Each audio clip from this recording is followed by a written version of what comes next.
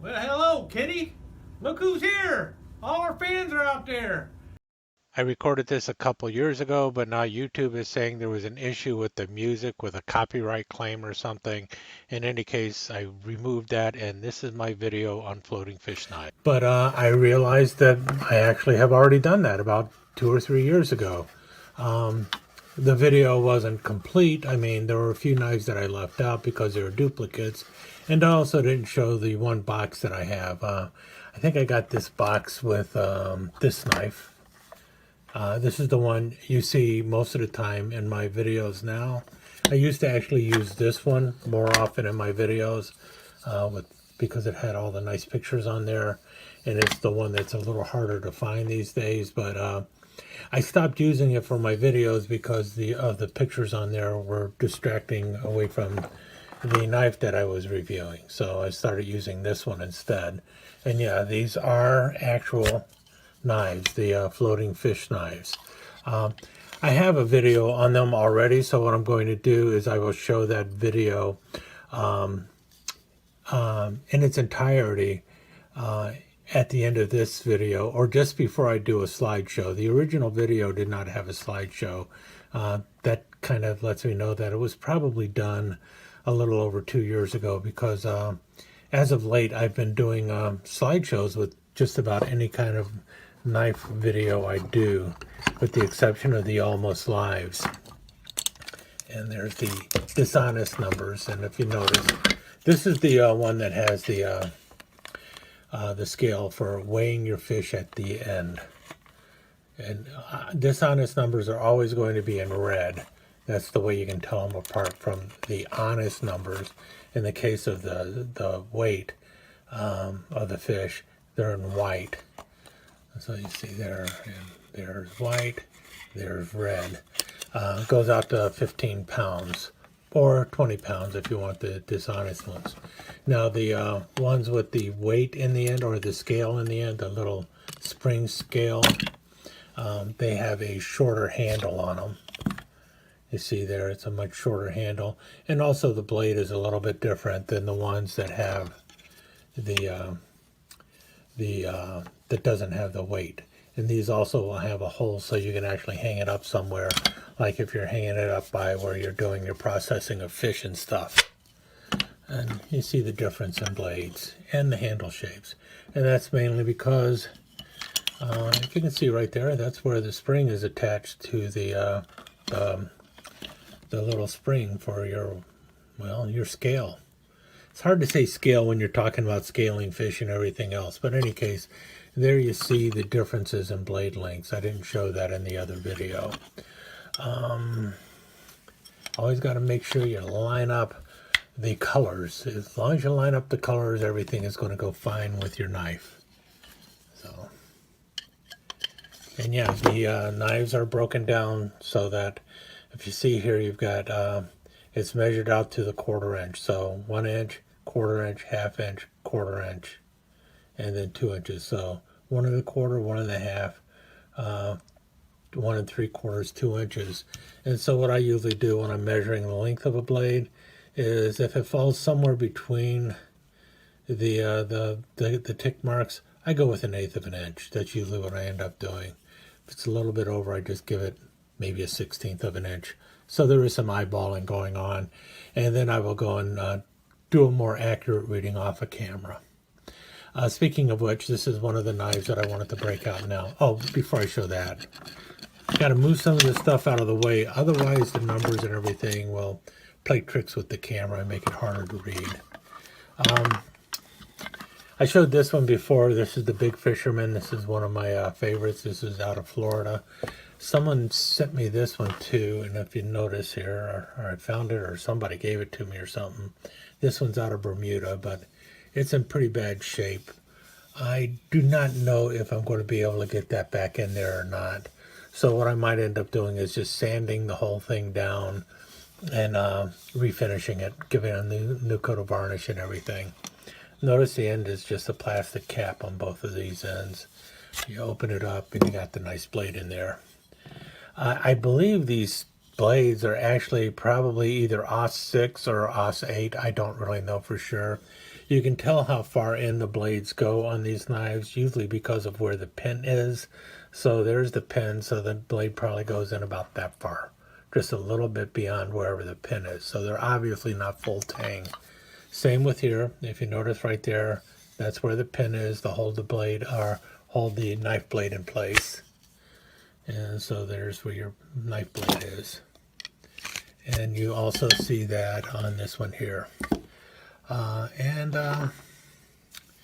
These also have a nice rivet there. These are a little, yep, see, you got the pin. So you know it isn't a full tang. But anyway, there's the other video that I'll show right after this. Goes for about 9 minutes. It talks about all of these different knives. Let me show you the other couple of floating fish knives I have, though, before we go to there. Okay, I'm going to talk about these three knives real quick, and then we'll get to the original video, and you can see what the hear more about the other floating fish knives. But this is the other kind of floating fish knife you run into, and that's the ones with the like a cork handle or some kind of floating material, floating wood, very light floating wood, to balance off the blade. And this one is interesting because of who makes it. At least it's interesting to me. And that's R. Murphy out of Ayers, Massachusetts. They make a lot of kitchen cutlery and other things. They do have a line of hunting knives. I've got a couple of them also. But really, they were unaware that they actually had a knife like this in their line. They do believe it is one of theirs. They just don't have a clue when it was made. And it's, you know, it is a very typical floating fish knife, probably from the, could be as early as the 1930s, but it's also more likely from the 1940s or 50s. And that's more where this one comes from. And this is one by Colonial. And I had the sheath for this one. You can actually pull it all the way out because of how loose this part is. And if you notice, the blade doesn't fit too well into the sheath because maybe the sheath shrunk or something. But it is a nice knife. You see here, Colonial, stainless, Providence, and you got the fish scaler up on top, and then your stainless steel blade. This one feels a little more comfortable in the hand, except when you're trying to grab it like this for trying to skin. This one has that little more of a edge there. Notice how it's tapered down, and you can actually do that a little more. You can actually get a few fingers on there and do your cutting of the belly of the fish and everything with this knife a little easier than you can with this one, because it doesn't have that the tapering of the handle there. Again, you got the plug there. I got a feeling it has some kind of rat tail tang going through there. But they're interesting. I believe this one is like some kind of very light wood, but this one is obviously cork. Now the knife in the back, I actually won this one in an eBay bid on Steve Kuntz's old eBay channel. Not the sheath, just the knife, and it is a Colonial fish knife. It had a very bad sheath with it, so I got rid of the sheath. It fell apart. The only part I kept on it was the only part which was any good, which is the strap, which you see there. And this one definitely will not float. It's got some very heavy, well, imitation bone, I guess. I think it's imitation. Yeah, I'm pretty sure it's imitation bone.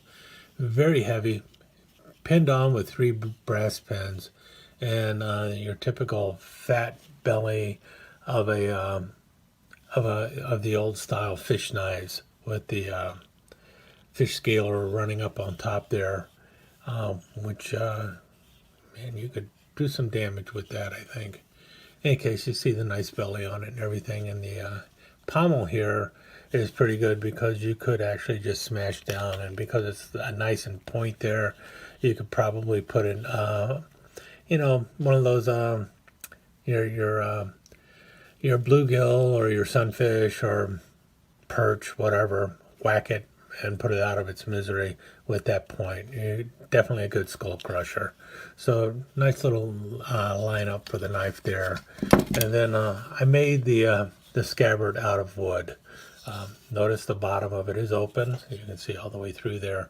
That is so that water would drain out the bottom if I put the knife in wet. And the knife can go in either way, I believe. Yeah, so I made it so the knife can go in either way, and then kind of drew some fish scales on there, put some gills in front, and a nice little fish eye on the front, and then just kind of gave the back of it here a fish tail. And it is obviously something you're just going to throw into the tackle box, but I also put some tackle tape on the back side here, so measures out to 10 inches on the back of the scabbard. So anyway, just having a little fun with it, and thought, well, as long as I don't have a good sheath for it anyway, I just will make something for it. And as you hear, it goes in there pretty good, and you can snap it down and it'll pretty much stay in there. But then it's probably going to be in your tackle box anyway. So that's my other fish knife I made, or a scabbard for a fish knife that I made. And with that, what the heck, let's go to the original floating fish knife video, and I will follow that up with some slides of all of these knives so you can get a better look at them.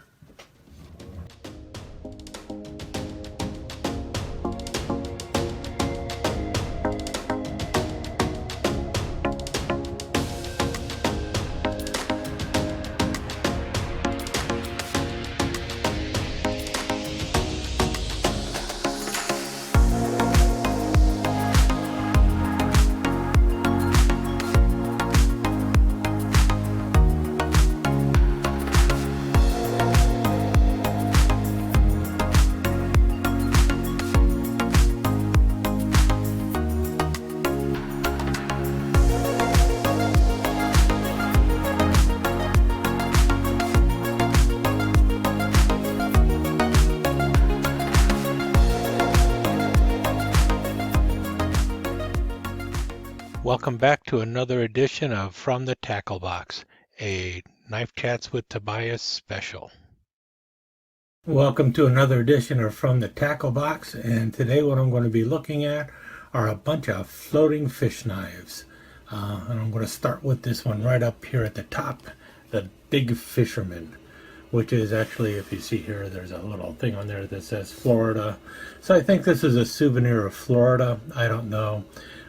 This is one of the ones, this is probably my favorite out of the group because I really like the fish that's on there, and Big Fisherman. Like, trust me, I'm not a big fisherman.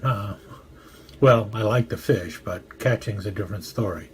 In any case, this one kind of, well, these are all made in Japan, and this one just kind of reminds you of that little samurai, you know, a little tanto carried by the samurais, and you open it up, and you got the patented stainless steel floating fish knife blade. And you see here, floating fish knife, Japan, and it's got a nice Haman line going on, and actually it's fairly sharp, I'll tell you that much too. Overall length of the blade is right at 4.5 inches, a little over 4.5 inches. You got a cutting edge on this blade that's right at 3.5 inches. And then you got the scaling portion there that's a little over 2.5 inches. And obviously you've got your bottle opener. Now if you close this all up, oops, doing it wrong. I should know everything is on the front side. The knife is approximately 10 inches long, which is typical of these wooden floating fish knives that came out of Japan. I think these all date from the late 50s all the way through the 60s and into the 70s. Like I said, this is probably my favorite out of them. And it's really the simplest of all of them. The blade steel, I have no idea. I'm guessing it's either a 440 or a 420, more likely 420. You notice there that it's got a couple nicks at the top. These knives are actually used quite often. Be surprised at how many fishermen actually use these things. I'm not sure how well they float in the water. Well, I know they do float, but you know, I don't know how well you're going to be able to fish them back out of the water. And speaking of fish, the next two I have are actually looking like fish. This one's the shorter of the two. It's only 9 inches long. And again, a souvenir of Florida. I think a lot of these are souvenirs of Florida. You got the fish mouth here and the eyeball on the front, and then a little fish tail in the back. The back of it kind of reminds me of the way Opinel cuts their knives too, which is interesting. In any case, this one, almost cut myself. This one has a little hook remover tip going on for it. Still got your bottle opener and then a scaler. And these scalers are actually pretty sharp too. Again, floating fish knife.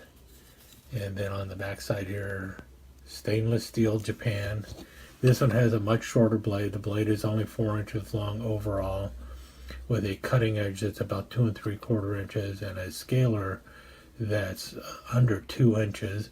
But you got the bottle opener. That's the important thing.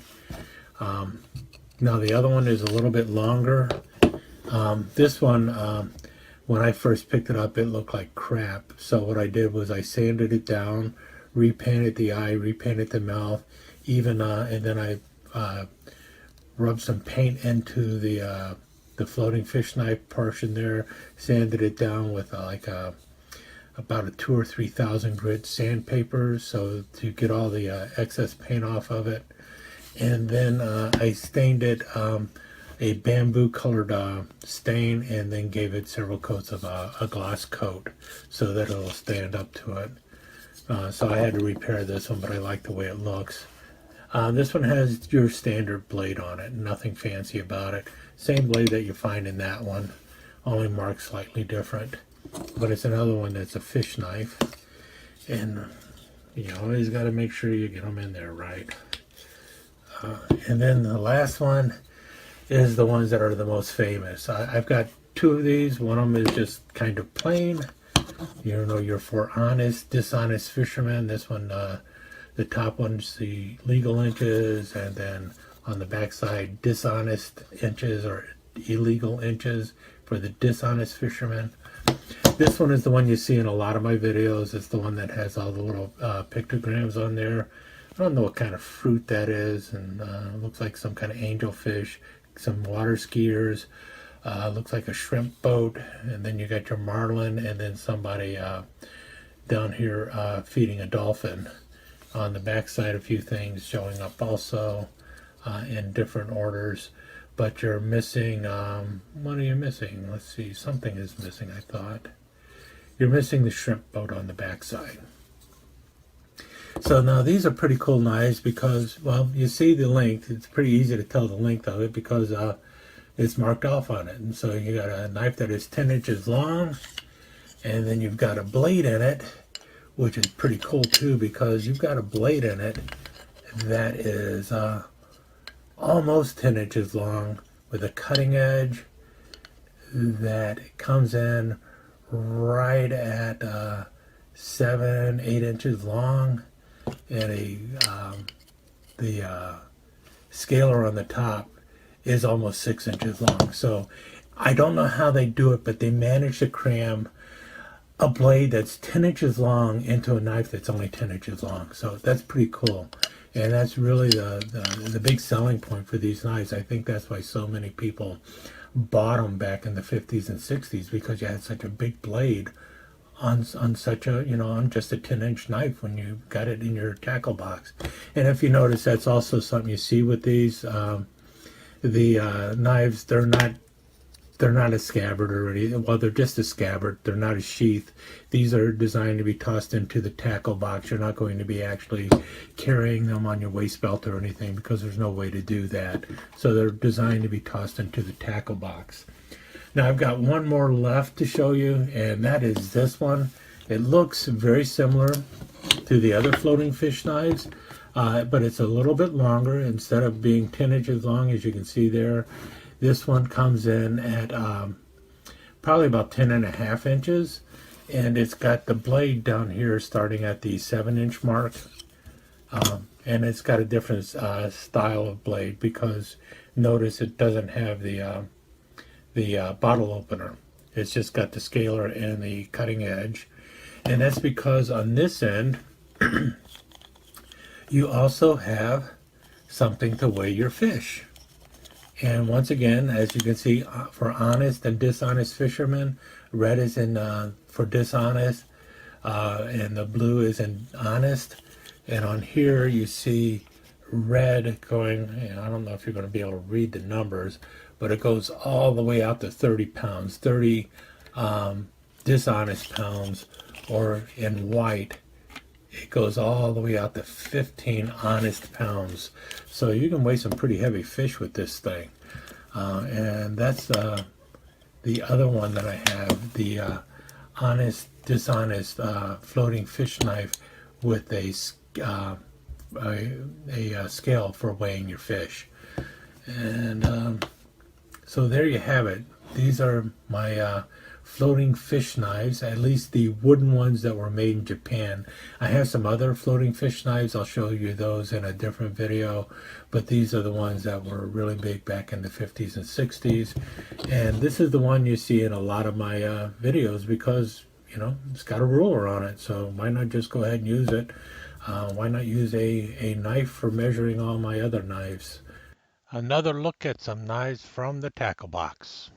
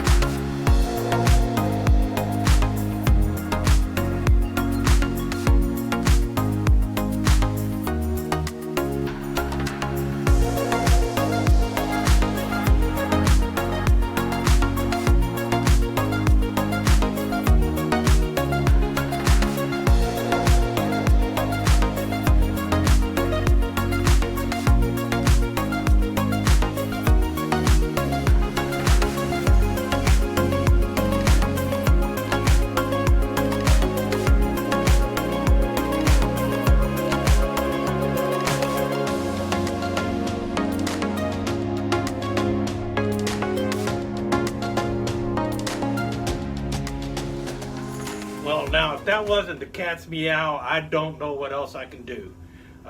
Hope you enjoyed the show. If you did, please leave a comment. If you really enjoyed the show and want to know what's coming up next, go ahead and subscribe and ring that notification bell. Kitty says hi. Talk to you again soon.